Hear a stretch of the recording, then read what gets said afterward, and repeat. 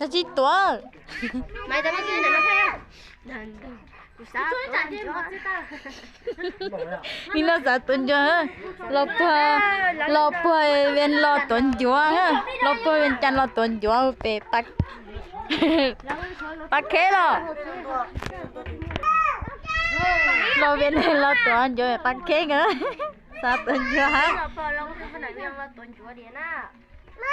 tuần chúa trẻ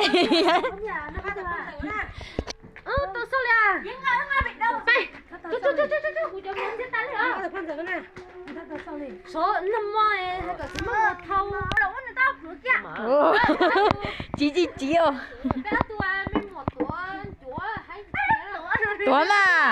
tuổi mà ôi con chúa già con mặt quá à sao chưa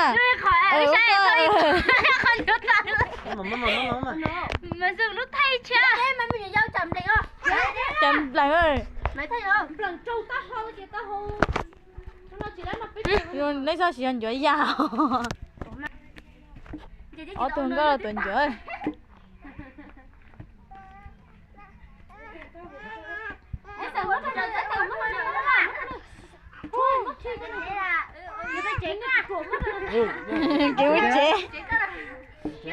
kêu chế gì vậy cái gì vậy tụi chị tôi luôn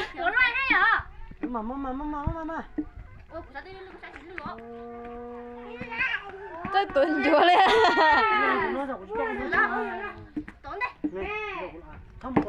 wow kêu chúa già chẳng có cho hả mà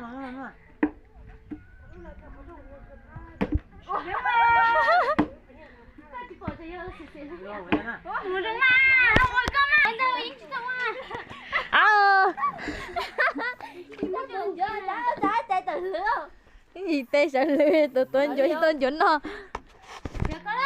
cú là tay kia thế tôi lấy nguyên trái rồi giờ lấy một ông đằng sau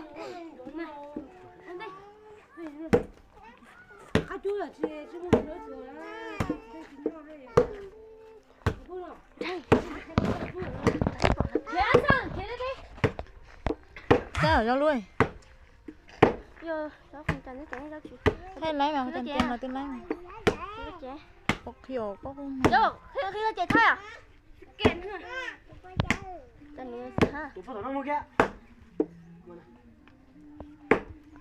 lâu lâu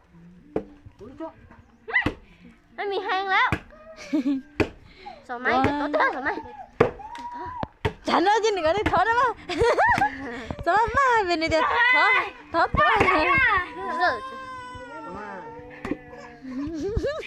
đấy giờ thở cho chị xí cho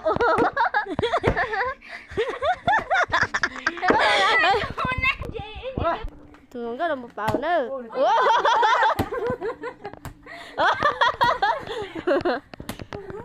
cái chuyện đó không làm thật tôi mày nói rõ nữa nè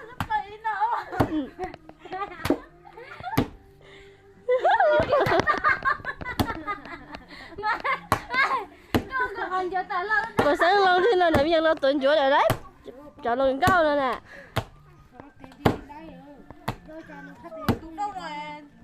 gì vậy ạ ôi giờ bác sĩ tụi tê lá đâu đó đi con lấy tàu nha nuôi cho nó phải mò tới sao hả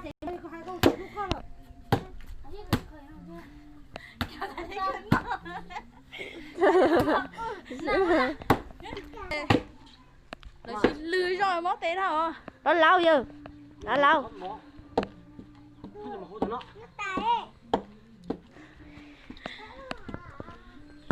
cái này tới chùm nữa chim đỏ mà nó có chỉ bỏ tới em đỏ chờ cái đó mới cho luôn đấy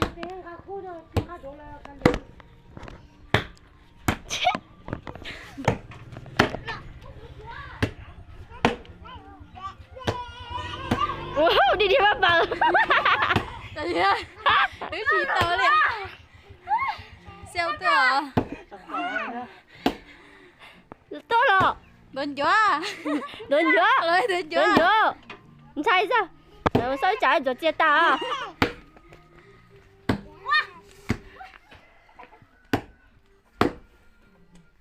Tôi coi đó mất tay chua.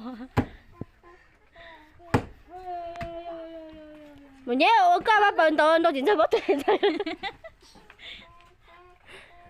Mình thấy đồn chúa. Anh chơi cả tuốt rồi. Cái gì chúa đi ạ? Mấy tuốt thấy. Tôi đúng thấy.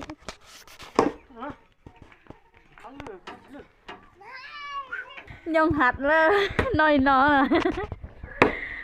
Trời ơi, ổn à. Cái này sẽ được rồi đi.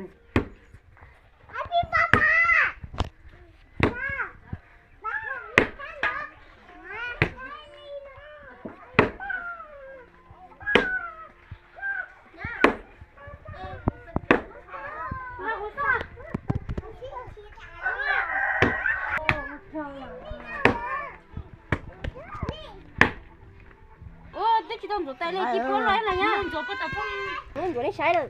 Quê, cái lún chỗ này lại xảy ra.